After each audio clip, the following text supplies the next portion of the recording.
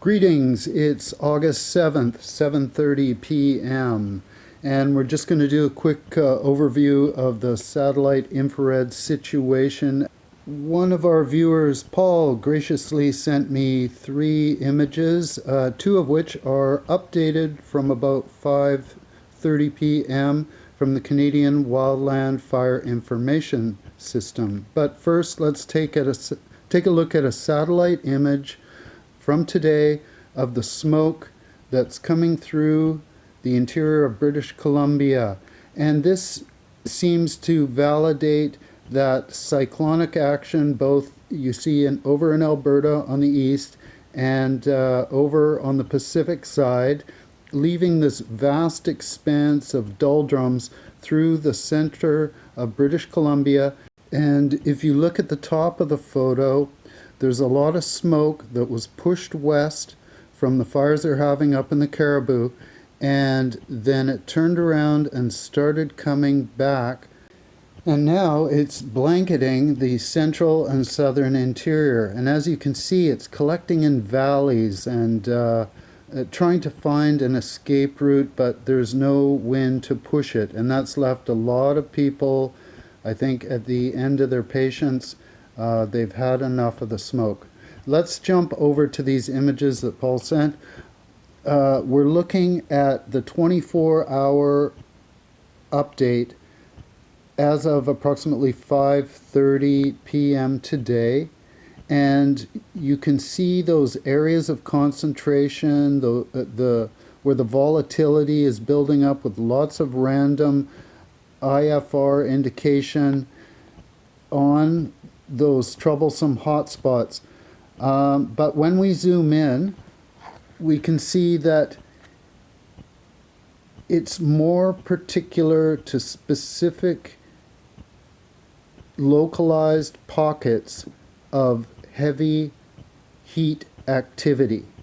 There's a lot of these sparks being thrown off, just like lighting a piece of paper, and it's trying to find a path to burn. So we'll jump over to another map and just take a look at how this has progressed. So we are looking at the 24-hour map on a separate system, and what this allows me to do is come forward in time and see which are the oldest and which are the newest hotspots. So right now we're looking at the oldest hotspots, and I've removed the perimeter layers. I just want to see where the IFR indication is. So now we've gone to the 6 to 12 hour period. There's not a lot of difference over the province. There has been a lot of activity 12 hours ago and later. So we can see the troublesome areas in the Caribou. We can see the Elephant Hill fire. We can see those fires towards the Rockies, and there's a couple down in Washington. Now we're looking at the 6-hour update. So this is the 6 hours prior to 6:37 p.m. PST. And the region of the central areas in British Columbia, both the Caribou and the Thompson-Nicola Regional District, have no new spots. And that's a very good sign. Hopefully they were not obscured by smoke. Hopefully we get a really good idea. So if we zoom in, we can now look at all the indicated heat for the 24 hours prior to receiving this update. We can see a lot of patterning. There's extensive horizontal and some vertical infrared hotspots. Those are controlled situations.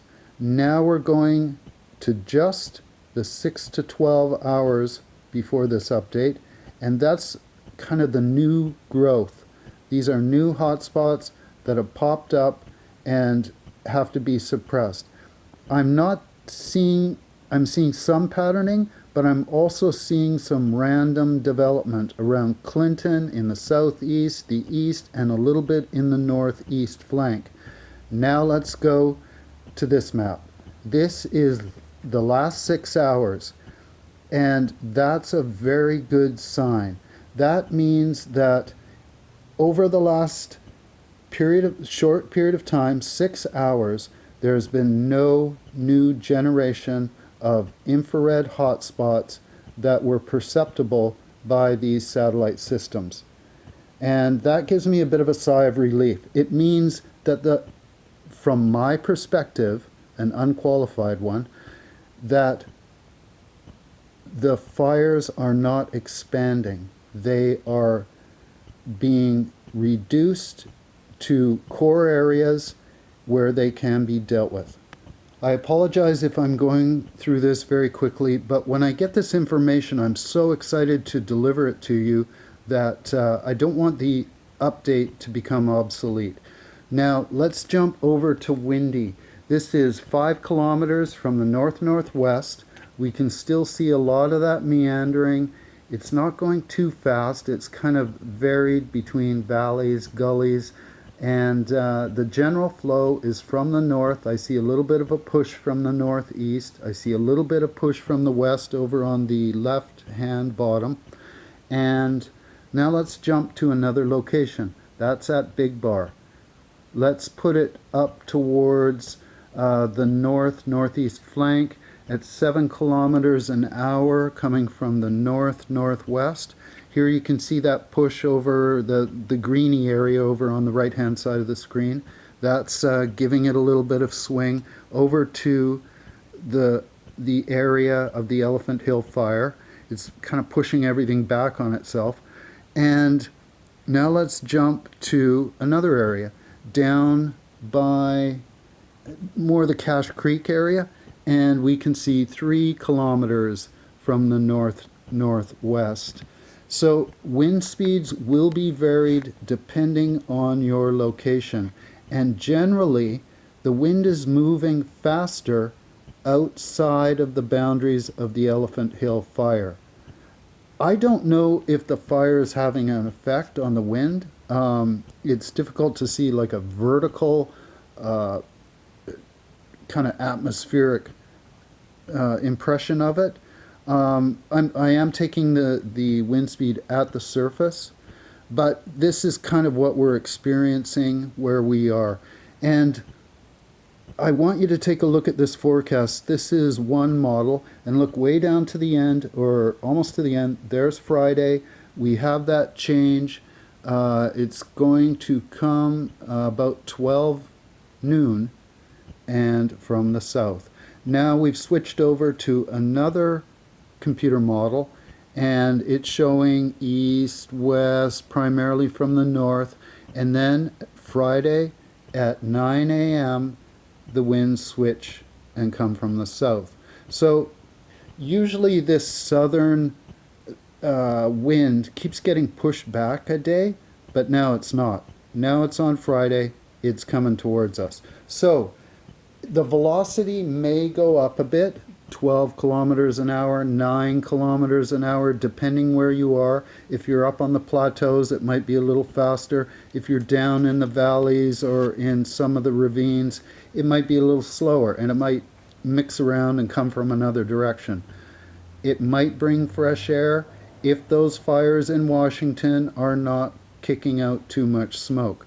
So this very brief, very quick update is to show you these files that Paul was able to get to me, and it's very difficult to get on that system. It's very data rich, and I appreciate that. And the other satellite infrared data is giving me positive news, saying that over the last 6 hours there's nothing new, and this is one instance where nothing is better. Thank you very much for watching. I'm looking at your comments. I'll try to involve myself as much as I can. I'm not much of a forum person. I'll just jump in and talk to anyone. So, thank you.